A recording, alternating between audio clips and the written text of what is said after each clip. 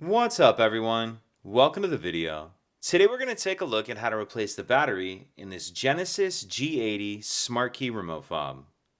This Genesis G80 key fob is going to use replacement battery CR2032, and I'll put a link in the description box of this video to where you can find these replacement batteries if you're in need. The other thing I'm going to be using to change this key fob battery is a flathead screwdriver. So the first thing I'm going to do is grab my key fob and remove the emergency key that's in the bottom of it. That's done by pressing this button on the side of the fob that my thumb's on, and then the emergency key will pull out like that. We can just set that key to the side.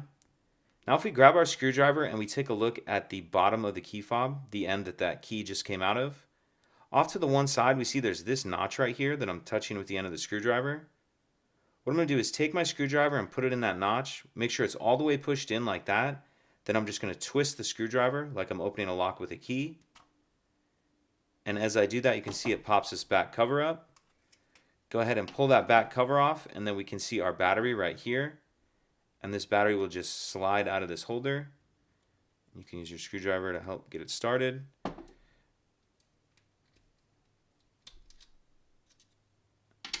Once we get our old battery out, we can install our new battery, and you want to make sure that you're installing your new battery with the plus side up, positive side up.